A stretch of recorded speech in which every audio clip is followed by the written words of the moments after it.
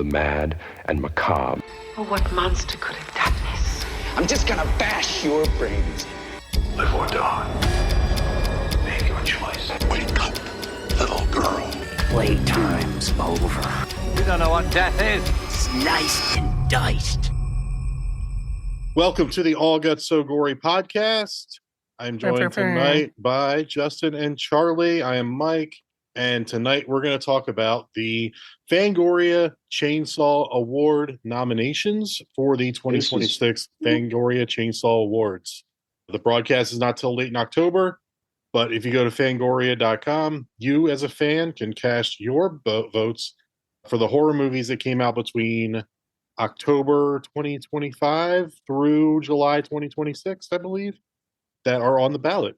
Justin and Charlie, you guys voted. I voted. Any quick thoughts? Justin, I'll start with you. Any quick thoughts or something unique that stood out to you before we get into some of the deeper stuff here? I think this came up in one of our trivia, one of our Stab in the Dark episodes, but I struggle with the it's not a fiscal year, the movie year that they have, that July to June or June to July, whatever it is. Mm-hmm. It's if you're looking at the list, there's some that just feel like they came out 2 years ago when you look at it and you're like, how can this be in the same category as this? Weapons, and then there's others. Right? Weapons is the one, yeah. Weapons and Amy Madigan and all the ones from Weapons, right? Right. So that's the biggest thing is like, I don't know how maybe it's like one blockbuster season to the next blockbuster season, but I'm not sure on that one. There was a lot that we're going to get into it, Mike. I know that there's some that you did not like much that are on here several times with many. I completely agree. Like I don't understand the timeline. I mean, if they're going to be like the horror guys, why don't they do November 1st to Halloween? Yeah, I'd be just as confused. I just want January but at least that would make sense. I mean, it would be like, well, we're doing it coinciding with Halloween. So there you go. I do think they want to, like, that's going to culminate. That's going to be like their grand thing at the end of October, basically, right? When's the date? Right. October 25th is the air date. That is when the broadcast of the awards is aired on Shudder, on AMC Plus. October 25th is a Sunday night, I believe. So how we long? Get together and watch that? We should. Yes. We should. Yeah. How long is the right amount of time for, that lead time for us to go out and watch these films, right? And get maximum engagement, right? Like if you put them out and the movie just came out last week, will anybody even bother to have an opinion, right? Or try to find that and come back and complain? So Fangoria, I think their biggest thing is they recognized a long time ago that the horror community is, it's not thirsty. It's hungry for more content all the time. Passionate. They're passionate about their genre. Very, very obsessioned. Yeah, exactly. Right. So I think that's the community breeds that engagement. So I'm hoping that it's going to be a good one for them. Yeah. Another thing I would like to jump on real quick before we move on is the Fangoria Hall of Fame. I know we touched on this in one of our previous episodes, but are they not doing that anymore, or are they just got so much shit for the people they left out that they've just given up on that? I think they stopped doing it in 2018. It sounds like it was the last time someone was inducted, and there's a lot of glaring omissions when you see the people that they did induct versus those who have not been inducted. Yeah, I mean, I think they just caught too much shit for it. It just went away. Yeah. Goddamn, guys, you could have made it right. We'll do Pazuzu's work and build our Hall of Fame for everybody. I do like the fan vote element of it, though. That's and it's fact checking. How much weight does that carry, though? Most of it, I think, right? It might be all of it. I've tried to look up some more information. It's very unclear. This is a fan voting thing. I feel like maybe the staff at Fangoria picks the nominees, and then the fans go online to vote on it. What I read from their site is the nominees were selected by nominating body of industry tastemakers. I don't like that word. I'm automatically. I think we that. are tastemakers. Creators and professionals and cover releases between July 2025 and June 2026. Well, what does that even fucking mean? Cover releases would be like the magazine, right? Mm-hmm. What is everybody? Well, I don't want to get off of Charlie's point. Yeah, I'm with you. It's unclear because I know they do check only one vote per email address, and I think the email address and the names are probably cross-referenced. I'm not 100% sure though. Yeah, you tried to stuff the box, didn't you, Justin? Maybe. Oh yeah, they went and made a whole bunch of email addresses. Exactly. Right. Okay. So yeah, everything I found was basically like, here's your one chance to vote. This decides who wins, right? Yeah. And then does this make this a popularity contest? And if so, that's fine. But I mean, it's a People's Choice Award, I guess. Right. Sure. Yeah. I mean, that's okay. But I mean, I wonder if that means that like really maybe the best movie won't win, or best actor, best, maybe they won't win if they're picking, if it's a popularity thing or something. But I would think so I've heard or watched some stuff about how the Academy Awards are nominated and who wins and blah, blah, blah. And there are people that do full court press advertising. Oh, yeah. And lobbying and gift bags and all that stuff. So I don't think, right. It's not like it's a billed as a game show where people will have the fair chance. The Academy Awards, people hardcore lobby for what they want to win. Sure. Especially like the people that are up for nomination. So I don't really popularity contest. I don't care. Yeah. Okay. Let me talk a little bit about the history of the Fangoria Chainsaw Awards. If this is something that's new to you, this is something that within the last few years has started to become an event that is streaming. So it's been around a longer time, but it's something that's newer, mainstream newer, I would say. Like the AVNs? I don't know what you're talking about. The adult video one? I don't know. You tell me. I don't. Actually, before that, should we get into what Fangoria is and what it started as, or are you going to wrap that into it? No. I think, Fangoria is like the famous horror magazine. Right. I remember that. Oh, yeah. From the 80s. That was like almost like, it was like, would you rather bring that home to your mom or porn? Like, it was like, what's wrong with this boy smacking because there were some gross out covers on that, Mm-hmm. Yeah. Like, so it's like, I've heard of it, but I'd never seen it. Oh, really? Okay. Yeah. I never was like at the store and saw like a Fangoria sitting on the shelf or whatever. But I'd heard of it. I haven't seen it. So it definitely was for the ones that had ambitions, for the people that had ambition to make these effects themselves. Like it opened up the mystery and, kind of dug into how the magician does their stuff. Right. But yeah, we can talk about Fangoria a different day. I remember it fondly as a kid in the convenience stores and stuff. Yeah, been around since the early 80s, I want to say. Late 70s, early 80s, not sure. But started by covering Star Wars, actually. Oh, so the 70s. And sci-fi, but then, it did poorly. So then it featured George A. Romero and it, like, blew up. So they were like, okay, we got something here. Yeah. So this award show started in 1992, honoring the films of 1991. There have been a number of iterations of this award show. The categories have changed over time. One year, I think in the late 90s, early 2000s, they tried to MTV it up and had like a year where the categories had weird fucking names for not even like best film or best picture or whatever. They gave stuff like off the wall names and had off the wall categories, I think trying to cater to a different audience or something. There were years where the awards just plain didn't happen, whether it was ownership changes at Fangoria or budgetary restrictions or whatever. But the recent iterations of the awards, since I believe 2021, 2022, they've been streaming on Shudder, on AMC Plus. It seems like it's taking himself more seriously than ever before, which is a good thing, especially with horror movies making the waves that they are.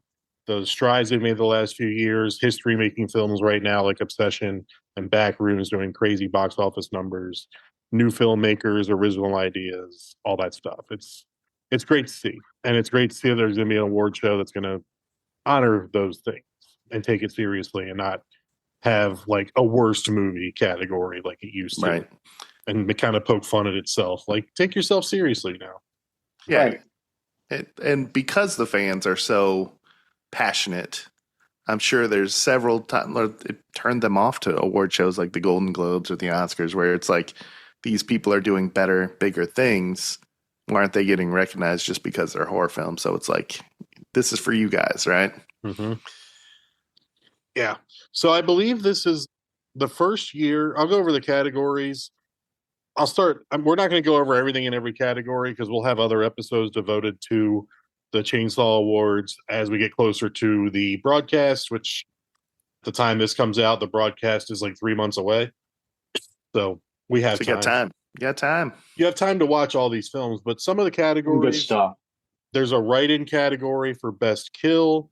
There's Best Video Game, Best TV Series, Best Nonfiction or Miniseries, Best Documentary Feature, Best Creature Effects, Makeup Effects, Costume Design, Score, Cinematography, Screenplay, Director.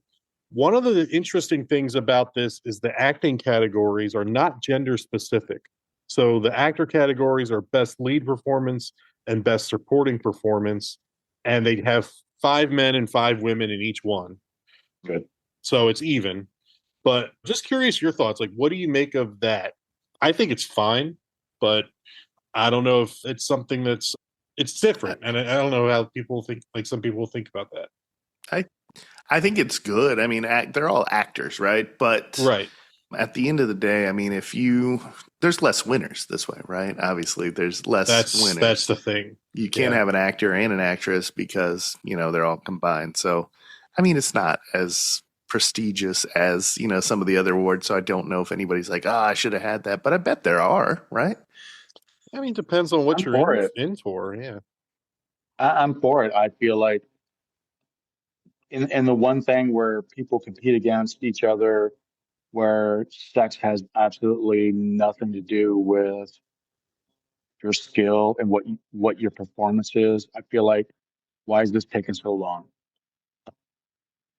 Meryl Streep is probably the best living actor around, but she can only win and only be nominated for Best Female Actor in the Academy Awards and the Golden Globes. So how many years or how many Oscars would Jack Nicholson not have because he was up against Meryl Streep? I'm going to push back a little bit on you talking shit on Jack Nicholson. Or the I'm not saying he's not or, Oscar caliber actor. I'm just saying. I mean, I don't even know on the top of my head. Shove, when you go best against best, what does sex have to do with it? Nothing. Absolutely nothing. We're talking about something that is neutral and everyone's on the same playing field and everyone's doing the same thing. What does like it I matter? said, it's just more awards, right? Yeah. It's fine. I think putting them together, it's progressive, but watch what happens if a man wins it 2 or 3 years in a row. Watch what happens. Just saying. It could be a thing. But what happens if women win? Some people give it real 5 upset. years in a row. See that if women win? That'll be no problem. That'll be no problem. Oh no, there will be pushback. Not my hashtag. Not my Oscars. That's what they'd say. Right. Yeah, I think it's fine though. And then there's 5 movie categories in the Chainsaw Awards compared to the Oscars, where I think they do like Best Film and Best Foreign Picture or whatever. Yeah. They do the 5 categories here are Best Wide Release, Best Limited Release, Best Streaming Premiere, Best International Movie, which would be your foreign film, and Best First Feature. I like that category. That's a cool one. Yeah, Best First Feature would be a great add to the Oscars. It's like a Rookie of the Year award, I think. Right. Yeah. I think that'd be a great ad and something they should think about. And now the Oscars have the international, like you said, the foreign one, but also oftentimes like the Parasites and things work their way into the best picture too, right? Mm-hmm. They work their way into the best in show, if you will, right? Right. But also the Grammys, they have like best new artist, which is basically the same as what is the best first feature, right? Yeah. Don't they have a breakout category too? I'm like, what the hell does that mean? No, I have no idea. Anyway, Yeah. So I think for this Unknowable. episode, I think we should talk about movies only. the 5 movie categories first, and then Okay. maybe like lead supporting performances.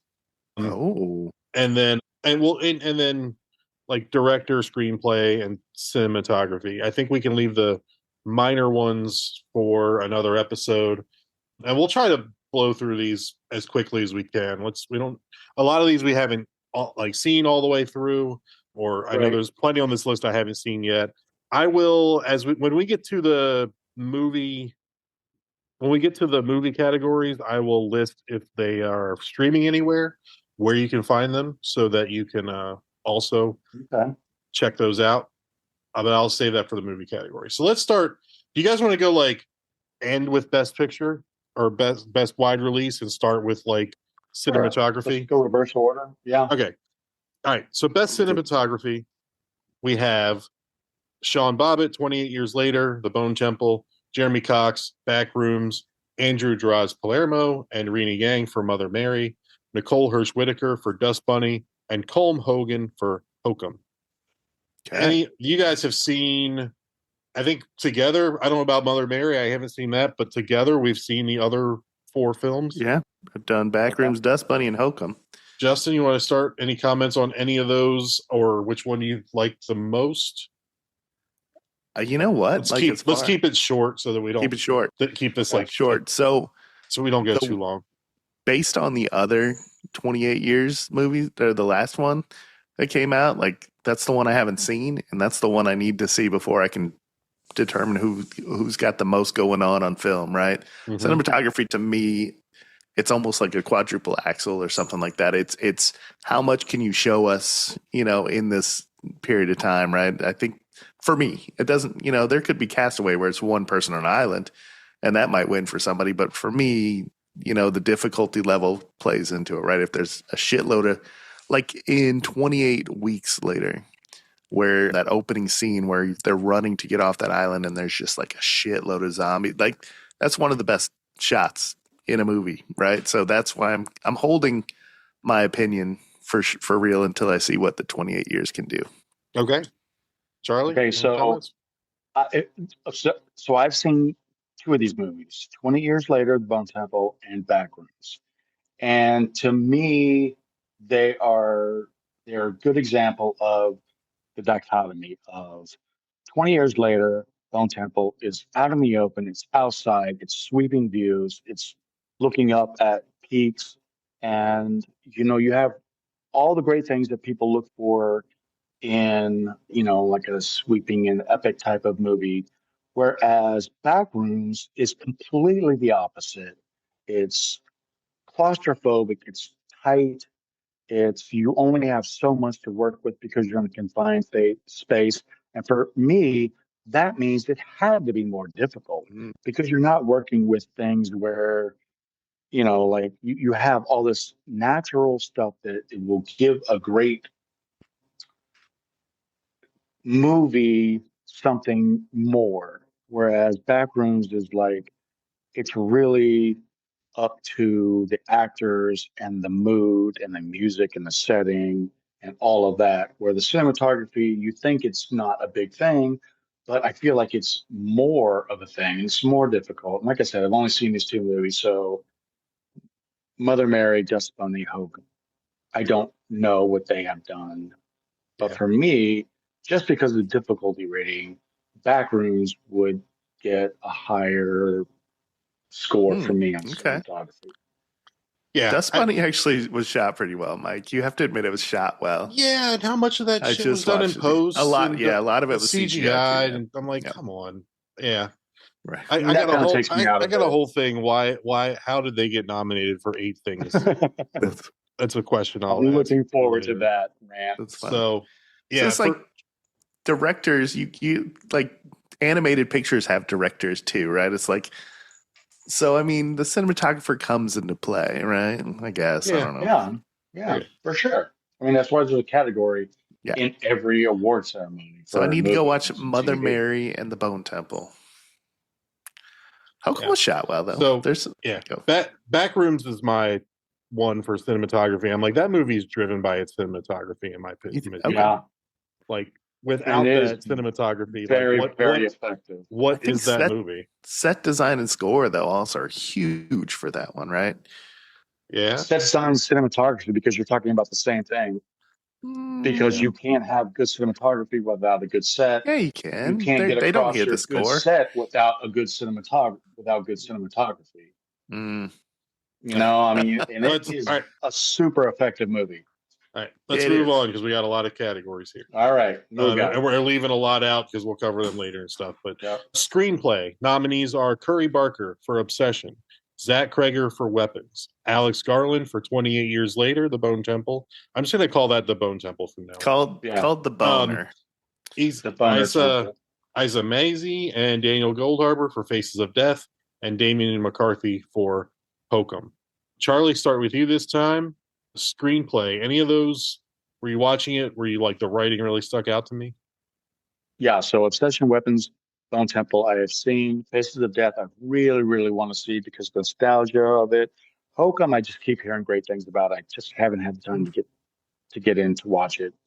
But I mean, I will throw out 20 Years Later because this is a zombie movie, and it's more than a zombie movie. It's a sequel, and it's not just a sequel, it's a to be continued sequel to the 20 Days Later franchise. So it's really, for me, down to Obsession and Weapons. And, you know, as much as I fucking hate to be on the side of young people, just because I'm old and it's a knee jerk reflex, Obsession killed it. I mean, this movie was like everything I wanted. It's that movie, that and Backrooms. It's that movie that comes along once every 3, 4, 5 years. You're like, thank God. You're saving the genre by spending $750,000 on a movie for the budget and making, God, I don't know, what is it, 250, 300 million at this point? Almost four now. It's ridiculous. Yeah. And for a good reason. It's not, you can't hype up, you can't market a movie into $400 million. I mean, it has to be good. And screenplay plays a big part in this. It was an original story, but something we've seen in kind of different versions over the years. But I loved it. It's great, and I could have made it work. Me and Nikki, we should be together. Yeah, you'd be asking to alter that way. She wouldn't be asking to cancel it. I'd be like, you should have heard that shit. Justin was talking about you the other day. Justin, your thoughts? Oh man, this is the one where it's like I feel like people are forgetting how good of a story Weapons was too, right? So, what? It was good. I agree. So Hokum was a solid, fun, like isolated story.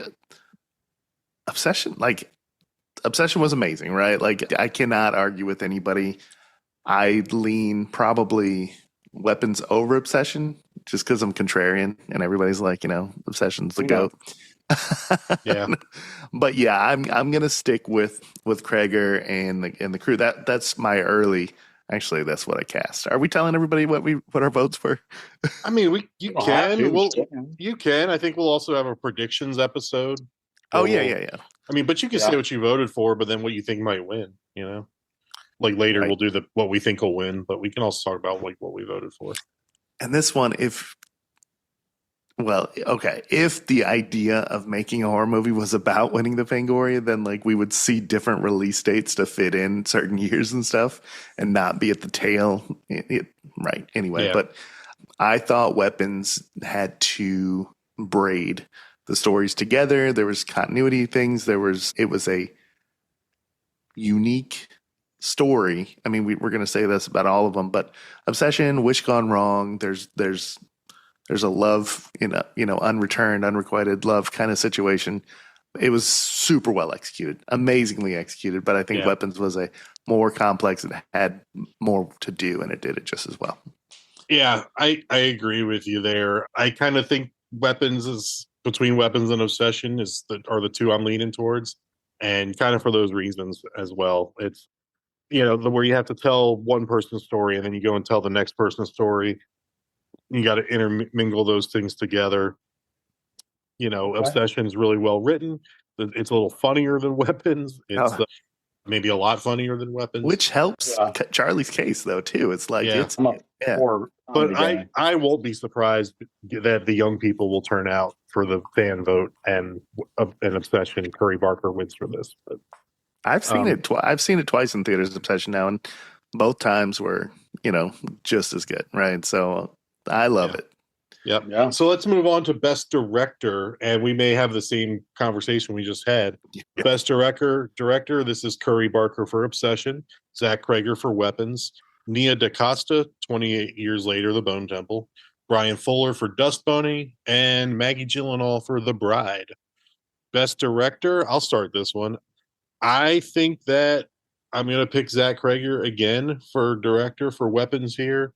Again, I won't be surprised if Obsession wins this, but I think there was a whole lot to do. There was bigger set pieces. There was the way some things are shot, like dude running across at the gas station, like coming from the background into the foreground, and just some of the shots and some of it just took more technical skill to achieve. Some physical filmmaking as well with the end sequence there in Weapons.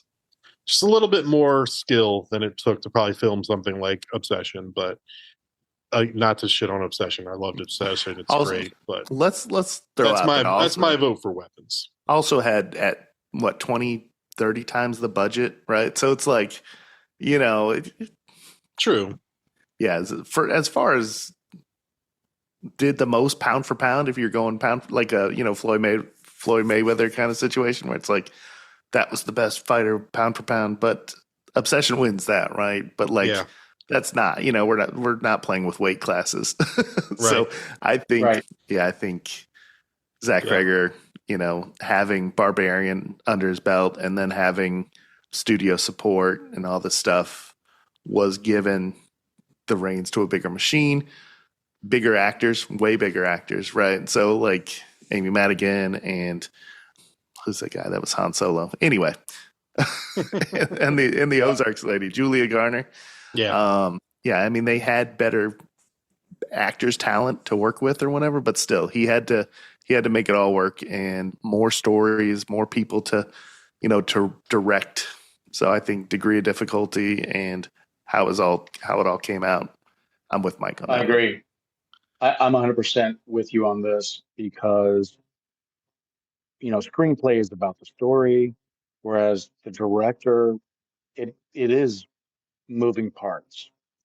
Who can do a good movie with more moving parts, more actors, more egos, more sets? And this is Weapons. It's not Obsessions. I think Obsession was a better screenplay, but I think that Zach Cregger did not saying that Curry Barker didn't do a great job with Obsession. He did, but it was, I would say, an easier, like we're talking about diving, the level of difficulty. I mean, I can jump off of, I can't. I can't even jump off my tops or 2 stairs up. Or whatever meter platform and hit a straight on dive. Pencil diving it? A splash, but that doesn't mean the guy who does the 3.5, whatever they call it, the Flying Lindy, doesn't hit it and do the same amount of splash or maybe a little bit more, but it's obviously a bigger job, Weapons compared to Obsession. Was the Flying Lindy, wasn't that the back to school dive or was that the triple? Yeah, it is. Rodney Dangerfield.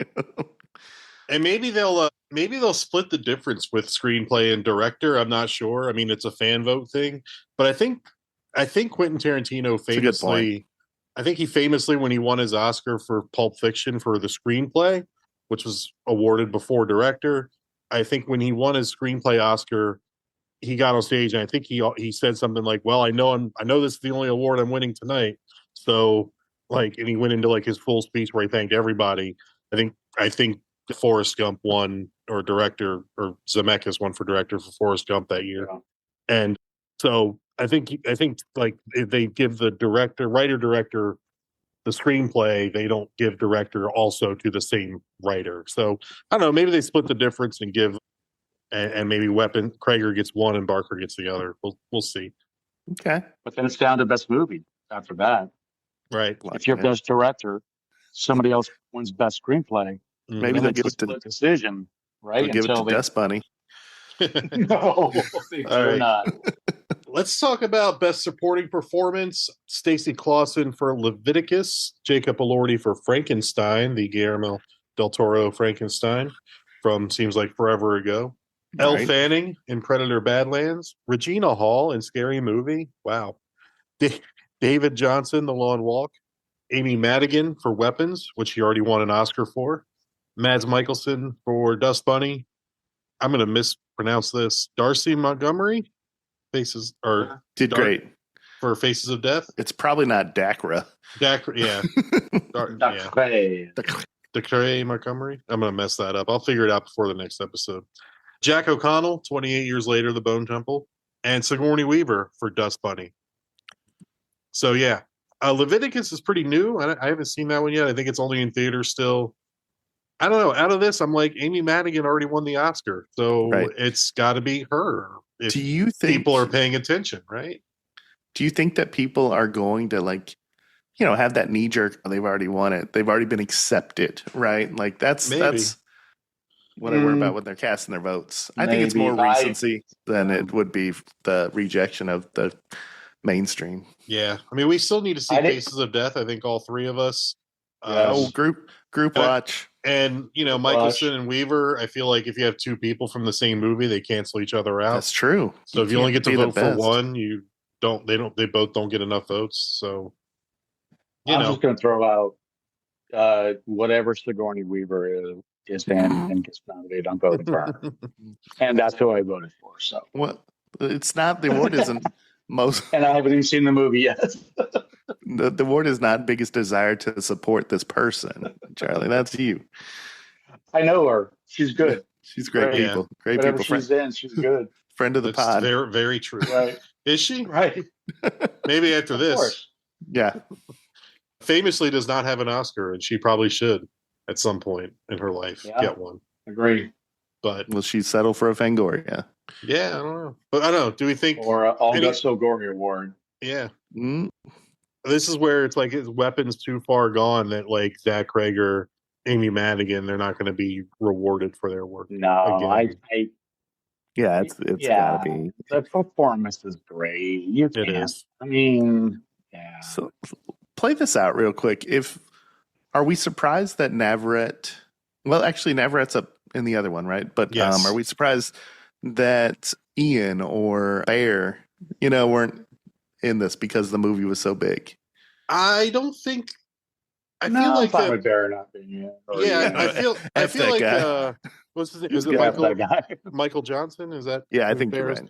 So I think he would be in for lead performance because they would have him and Indy would be the lead male, lead female if this was an Oscar category. But since they're all together, they basically left him out. I'm surprised that if anything, Indy would be secondary because it follows Bear the entire time, right? It's Bear's story. Right. Yeah, but I don't think she plays a supporting role. I think she's as much a lead as he is. I think she just she's just amazing. She just overshadowed him. I don't want to step on this award, but I mean, let's move on to it. I mean, there's nothing really else with supporting I think we need to talk about. So lead performance, Zazie Beetz for They Will Kill You, Jessie Buckley, The Bride, Peter Dinklage, The Toxic Avenger, Chiwetel Ejiofor for Backrooms, Ralph Fiennes, 28 Years Later, The Bone Temple, Rachel McAdams, Send Help, Indy Navarrete for Obsession, Toby Poser, Mother of Flies, such a poser, Adam Scott, Hokum, and Sophie Sloane for Dust Bunny. I think this is a runaway. Crossed off the kid. Sophie Sloan. I'm with you. Yeah. This a runaway, right? It's Indy Navarrete. It's not even close. No, Chiwetel was awesome. I don't know. Chiwetel was so good. Yes. That was going to be what I said. Yeah. He's got more under his belt. He's been doing it a lot longer, and there's something. No. This was almost a single-handed performance. I mean, he really carried the movie and brought the movie to the screens. That's true. That we're going to play this movie. That's true. That's the coin I flipped between him and Indy. Right. So maybe not a runaway. But no, it's going to be close. But I think Indy steals the show in Obsession.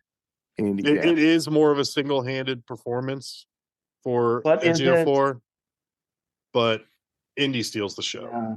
And this is a People's Choice Award type of movie. Oh yeah. She's hit. She's cool. She bashes herself in the face. I mean, she gives a pretty physical performance. I mean, Ejiofor. Did you see Toxic Avenger? No, I haven't seen Toxic Avenger. Haven't yet. Was it worth it? Have you? It was, yeah. Okay. It's not bad. Not bad. It's not bad. Jesse Buckley was really good in The Bride. The Bride, I thought, was better than what critics claimed it to be, but I don't think it was better than Indy, what she did. Yeah, no. I mean, They Will Kill You, Zazie Beetz. That was a really good movie. I don't know if you've seen it, but did you say really good? Yeah, I thought it was a really good movie. I thought it was really good. Shut up. But Rachel McAdams is going to help. She was really good in that too. Yeah, that's her. She's on the bench. She's a starter. So I don't really. This is going to be a tough one. Rafe has won enough in his days, hasn't he? Probably. I mean, he take a break, Rafe. Stop. I mean, we just watched The Menu the other day. Me, the kids, and Mary. And first time Mary watched it, and she's like, "Oh my God, this movie's so good," and it is so good, and it's Rafe, a lot of Rafe Fiennes. He's definitely the better of the Fiennes brothers at acting. So the better Ralph. Yeah, Wreck-It sucks. Definitely some more to unpack there, but we'll certainly do that down the road. Okay. Best first feature, and this is where we're getting into the 5 movie categories. The 5 nominees for Best First Feature are Backrooms, Buffet Infinity, Dust Bunny, Iron Lung, and Queens of the Dead. Now, I just have a quick question. Backrooms is there, but Obsession is not. Right. Unless they're calling Milk and Cereal a feature film and not a short. Parsons and Markiplier have a number of shorts also on their IMDb's. I don't know why Obsession being nominated for as much as it is and Curry Barker being there. You're right. They're not calling Obsession a first feature. Or if they are, how they just left it the fuck out over Dust Bunny. Right. Or your Dust Bunny. I have started Queens of the Dead 3 times now. I haven't gotten through the first 15 minutes. Wow. Maybe it's, a being committed to watching the movie on my end, but Backrooms, Iron Lung, these are the top for me. I've seen Dust Bunny. Okay. I'm not okay, Mike. This isn't just a rage bait you here. No, you're fine. But yeah, it is. But for a first film, pretty good, right? Okay. You can't. That's an undeniable. Like for how it looked, everything was very polished. It wasn't great. I'm gonna jump the gun and say, it was not a cohesive, and it struggles from not being a horror movie at all. Mm-hmm. It is not a horror movie, and that's the biggest problem with Dust Bunny. But you can't get any closer to. Well, okay. Sorry, I'm going to contradict myself right away because Backrooms, we know that Kane Parsons was doing these videos, right? He's been working on it and crafting it. And I wanted to give Charlie a little bit of credit. The series that you were referencing is called the First View or Darkest View or something like that is what it's called, but also from Kane Parsons. So while it was different, it was still Kane Parsons. All that being said, Iron Lung, Markiplier's done basically mini movies on his channel a lot too. So I still don't get why. I'm with you, Mike. Curry Barker should have been on this, and it should be a no-brainer just because $750,000, making $400 million. That's unbelievable. It's bad shit. Crazy, right? Yeah, so that should be a no-brainer runaway. But doesn't mean the others are bad. So a couple of notes I had, like Iron Lung, Markiplier, or Mark Fishbach is his real name. Mm-hmm. It seems like it didn't have the legs that Backrooms or Obsession have, even though he comes from the same background, making viral videos. Mm-hmm. I read he has 38.7 million YouTube followers. Yep. And Kane Parsons has a fraction of that, 3.47 million. And even less for Curry Barker, only has 1.4 million YouTube followers. So how does this guy with exponentially more YouTube followers not get that many people to watch his movie? That's a good question. You guys keep talking. So I bet you more people watched the videos of him playing Iron Lung, the game, than would watch the movie. I bet you it had like 38 million viewers or something like that. Yeah, Iron Lung was a good first showing. I mean, it was different. I mean, you could tell that this just seemed like a video game, right, being acted out. Story's nowhere near. Still very, very good. It was very effective. Nothing relatable at all about Iron Lung to anybody, right? Like that, and a very thin premise to begin with. Oh yeah, what does that even fucking make sense? None of it. Nothing. You're right. So I think it's a more universal theme that. Wait, no, not Parsons. Parsons was taking his own thing. I thought we were talking about Obsession still, but that's not it. I'm talking about Iron Lung. Iron Lung and comparing it to Backrooms, I guess, is what we're saying, right? Kind of. Okay. Yeah.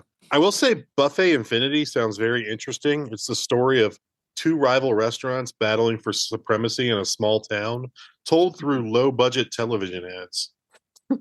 I don't know. Sounds interesting. Is that a horror movie? I don't know, but it sounds. You watch that one and let us know, Mike. Yeah, I will. We'll trust you. It's not Queens streaming of Dead. Queens of the Dead. Yeah. That's fun. Isn't that a movie? Queen of the Dead. It is. Aaliyah. Yeah. Aaliyah. Yeah. So rest in peace. Best first feature. It's basically Backrooms to lose, right? Like it's got to be Backrooms and Kane Parsons. Probably. I mean, it's really close. Backrooms. Iron Lung close second. So here's the deal. Medium close second. Here's the deal. How many people are Fangoria are they going to be able to reach with this, right? Mm-hmm. And how many of those are going to be Markiplier stands, right? So it's I think if anybody pulls an upset, it's going to be Iron Lung. Okay. Yeah. Sounds good. Best international movie. I don't have much on these. These are Alpha, Exit 8, Marama, I've seen Exit 8. Reflection in a Dead Diamond, and The Wailing. Justin, I know you said you saw Exit 8. I saw Exit 8 because it is based on a video game that is on PlayStation, probably on Xbox too, but it was one of those free ones of the month that I was able to download, and the kids and I took turns playing it. Basically, you're stuck in what seems like a never-ending subway station, right? Mm-hmm. And you keep walking past the same room, right? And every time you see an anomaly, they call it, you have to turn around and go the other way. And if you don't, then it resets. You're stuck in this loop forever, right? So like you keep doing it. But it was fine. I liked it more because obviously I played it with the kids, right? So it had sentimental value to it. Yeah. It was fine. Yeah. Okay. Reflection in a Dead Diamond is also nominated in Best Streaming Premiere, and Marama is also nominated in Best Limited Release. So maybe let's just move up to the streaming premieres. That'll give us three categories left to cover. Best streaming premiere is I Am Frankelda. That can be found on Netflix. It's a Latin animated film about a Mexican writer who journeys into her subconscious to face the monsters she has written about. Influencers is on AMC Plus. It's a sequel to Influencer from 2022. They multiplied. Yeah, they did the Alien thing with the sequel title. Influencers 2. Yeah. I hate when people call aliens Alien 2. Yeah, right. Speaking of, we're going to have to do that one. That's going to be an upcoming episode. Yeah. So we're going to have to call it Alien 2. Mother of Flies. Mother of Flies is on AMC Plus. A young woman faces a deadly diagnosis, seeks dark magic from a witch in the woods. I've seen enough horror movies to know that she's probably going to be cured and live happily ever after. Right. I think that's what I would do. That's right. I guarantee you her whole family doesn't die because of something awful she brings back into the house. Nothing. Yeah. Nothing could go wrong. Right. Reflection in a Dead Diamond is also an AMC Plus Shudder release. This is a French film where a former spy suspects his adversaries have resurfaced after his intriguing neighbor goes missing. Whatever. Like Whatever. the typical French trash. And what happens is halfway through the movie there's a shift and like there's a secret society that's beating the shit out of people until they get to transcendence. And there's going to be something where somebody's before cutting stuff up and making something to eat. Guaranteed. Probably like a ratatouille or something. Yeah. The last one for streaming premiere was VHS Halloween, also an AMC Plus. Came out around Halloween of last year. Anthology like all the other VHSs. Mm-hmm. A lot of people seem to like this one though. The VHS series, they seem to be hits and misses, and this one seemed like to be a pretty strong hit when it came out. I have not. This is the only one I haven't seen, and Same. I love all of the VHS. There's always at least one good one where I'm like, "Oh my god, that's awesome." Yeah, based on what I'm seeing, just on the descriptions, like Mother of Flies or VHS Halloween may be the pick. At least the ones I've not seen any of these 5, but at least those might be the 2 that I'll seek out first. I'm kind of bummed. Like, I know I've seen some streaming premieres that should be on this list. Like, do we have to watch all of these? It's what's in Charlie. Man, homework. I don't want to watch all of them. You have to watch Reflection in a Dead Diamond 3 times, actually. What was the movie we did recently where it was like it had like a $75,000 gross because it released in like 3 theaters or something? Was that Dolly? One? It might have been Dolly. But like I consider that a streaming premiere, don't you? Yeah, I guess not by definition, apparently. But No. Yeah, all right. Let me explain to you what streaming is, old man. No, I get it. But I feel like it's like, one day in the theater does not a wide release make. Agreed. That's why there's limited release. Oh, there we go. That's a good segue we just did, right? Right. Limited release. Let's hit it. These 1, 2, 3, 5 films are Forbidden Fruits. This is on AMC Plus, a Shudder film. This is a dark comedy. Are we doing wide or limited? We're doing limited, right? Limited. Okay. Yeah, limited. Forbidden was. I've got Forbidden under wide. That's wide. You do? Mm-hmm. I'm looking at their website and it says best limited release movies: Dust Bunny, Marama, Queens of Limited, the Dead, yeah. Serpents Can't Touch Me. Charlie just stepped on them all. You can't renounce them anyway. Okay. Best limited release. I think I saw Forbidden Fruits as a limited, not a wide. But, limited chance of winning. And so dark comedy. Snap. I don't know. Sorry, Forbidden Fruits. It's a witch cult. They work at an upscale mall department store. They look to bring in a new member. I actually watched this one. Which one is this? Oh. Forbidden Fruits. Oh, okay. So we're going to talk about that now. But okay. No, gotcha. I know. Well, I'll list all of them. I'm just saying Okay. I watched that one. Marama. They say it's a period piece. I guess it's kind of like Carrie. I guess, right? About a period? Is that what you're saying? Carrie's a period piece. Oh my gosh. Come on now. Seabiscuit. Queens of the Dead. This is on Hulu and AMC Plus. Drag queen zombie horror comedy, directed by Tina Romero, the daughter of the legend George A. Romero. I have seen the thumbnail for that. The Serpent Skin. This is a trans woman escapes her transphobic hometown, meets a goth tattoo artist, and they bond over their supernatural abilities. Okay. A lot going on there. And then Touch Me. No thanks. Nope. No thanks. No, that's the name of the movie. Touch Me. This is also AMC Plus. 2 best friends become addicted to the heroin-like touch of an alien narcissist who may or may not be trying to take over the world. Sounds like brain damage. Right. That's what I was thinking. I saw the cover for this. I'm like, the alien tentacle doesn't look like a dick with a brain on it, but like brain damage. Right. But hey, yeah, that came out in 1988, didn't it? It did. It did, I think. Yeah. Look at you, who sucks at movie years. Ah. Out of these, the only one I've seen so far is Forbidden Fruits. It's kind of like Mean Girls meets The Craft, I guess. And that's how the synopsis said. I do want to say one thing. I hate when the synopsis says, like, this movie is like this meets that. I'm like, let me figure that out.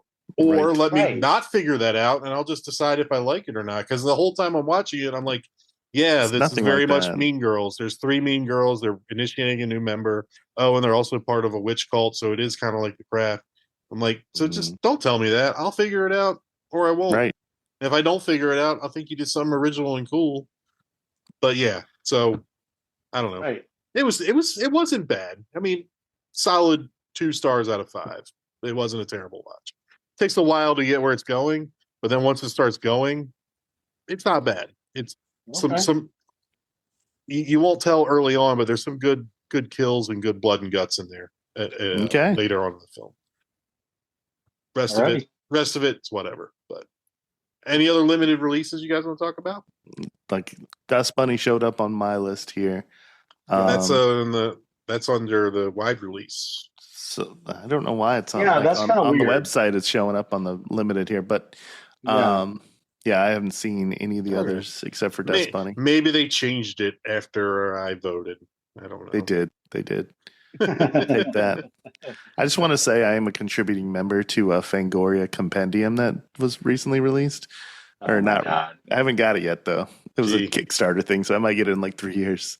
Everybody cares. That's great. Yeah, they do. My name's going to be, it's in the book, guys. Are you going to subscribe to donate to the In Search of Darkness documentary for the 70s and get a producer credit on that? Ooh, maybe. There you go. Maybe I'll wait till the 80s. That's already been out. Oh, shit. So yeah, that's under documentary. So In Search of Darkness in 2019 put out 3 parts that are 1980s horror movie documentaries. They did one, then a second one that's basically like special effects, then a third one.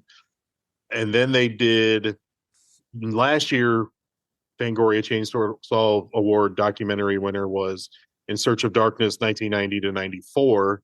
So covering the movies of that half of the 90s. This year, one of the nominees is the same In Search of Darkness 95 to 99. And now they're going back to doing the 70s. It's Charlie's timeline coming up. They're working on that. So the 50s, 18, anyway. 50? But those are great documentaries. Those are really great watches. We'll be the judge of that, Mike. Okay, maybe. No, we won't. All right, no. Let's hit up best wide release film and let's get out of here after that. Or we'll ask a couple of questions, but I don't want to spend too much more time on this. Okay. Best wide release, 28 years later, The Bone Temple. You can watch this on Netflix. Backrooms, The Bride, which is on HBO Max. Dust Bunny is on HBO Max. Faces of Death, Hokum, Leviticus, Obsession, Send Help, which is on Hulu, and Weapons, which is on Prime and HBO Max. Quite the field, especially when you throw Weapons in there from 11 months ago. It is. It makes me happy that there are so many good horror movies out there. Yes. And these are all really, really good movies, not just good horror movies. These are good movies. How about we pick like 3 that we wouldn't mind winning based on what we've seen so far? All right. Let's do that. Because for me, my list would be Weapons, Obsessions, and probably Backrooms. Yeah, those would probably be the 3 that I would not mind winning. I feel the exact same. The 3 that I would not mind winning are Weapons, Obsession, and Send Help. I want get Sam Raimi to win something. That's good. I mean, Evil Dead 2 was an Oscar snub, in 87. Sam Raimi needs to win something, I would give Sam Raimi some love.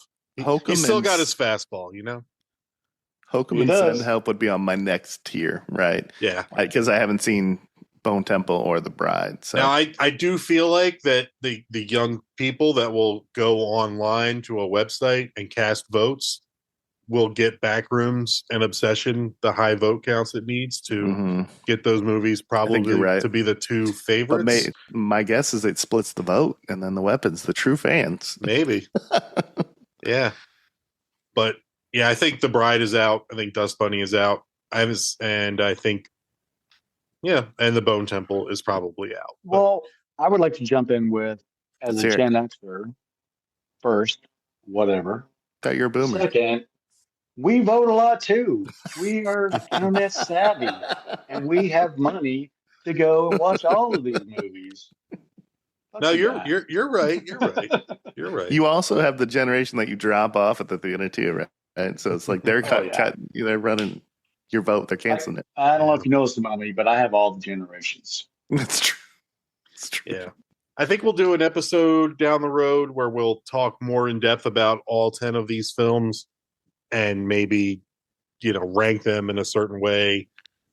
But I think, we're going to talk about Obsession, Backrooms quite a bit over the next. Yeah, maybe we'll rank them up into a head and a heart kind of awards. Like our heart wants this one, but their head thinks this one should win. But kind of. We also have like a 1-year moratorium on movies, right?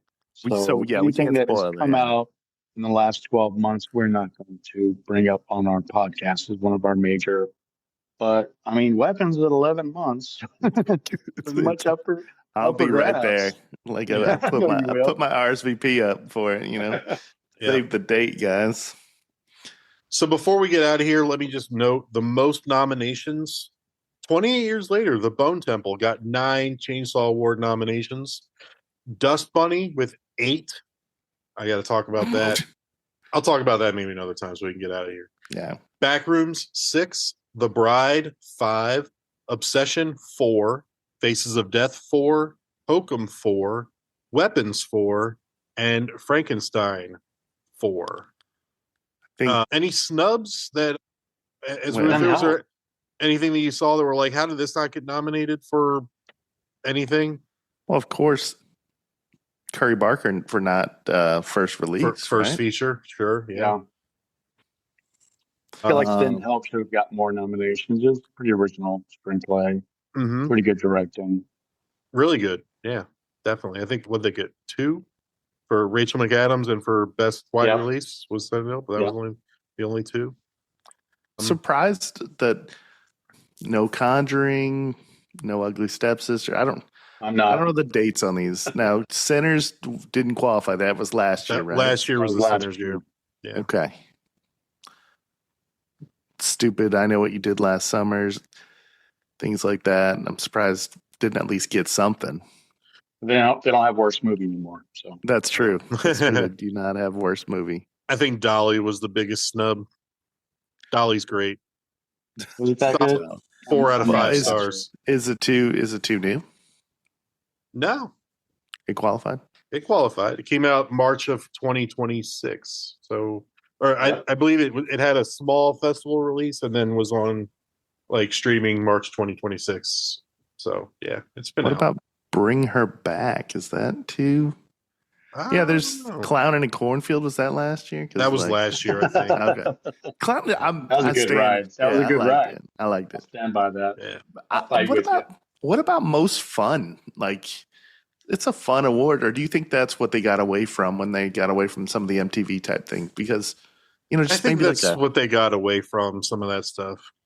Okay, gotcha. They had, I can't remember the names of them, but like some of the awards were like worst person you'd want to be stuck in a room with, or I don't know, some dumb shit like that. Like, okay, I don't know. I just think best, like Charlie said, best ride. Yeah, or it was like best. Mom said best girlfriend or whatever, or some dumb shit. I don't know. Nikki. Worst girlfriend. Yeah, same. Did you guys last kind of a fixer upper, isn't she? Last question, and we'll wrap this up. Did you write in a best kill? Yeah, heck yeah, I did. Do you want to share? I wrote in Amy Madigan. Yeah. Okay. Yeah, the kill at the end. That's good. Gladys I don't think I did. I don't think there was any like exceptional that I could remember type kills. I wrote in since Dolly got snubbed. I wrote in where Dolly kills her father. The punch through the chest comes through the back, out the chest towards the viewer. You like should have wrote in effect. Should have wrote in when old Stifler got it. But that wasn't. I mean, yeah. Yeah, I mean yeah. I know. Two-part kill. I mean, mad again. I should have done that one because that was the most satisfying. Yeah, she was like, she's like, oh no, and she just started booking. She knew it was coming. She knew. She didn't do anything about it. And old dude running through the street getting blasted by the car too. That would have been a good one from Weapons too. The principal. Yeah. Anyway. All right. Anyway. All right, guys. Yeah.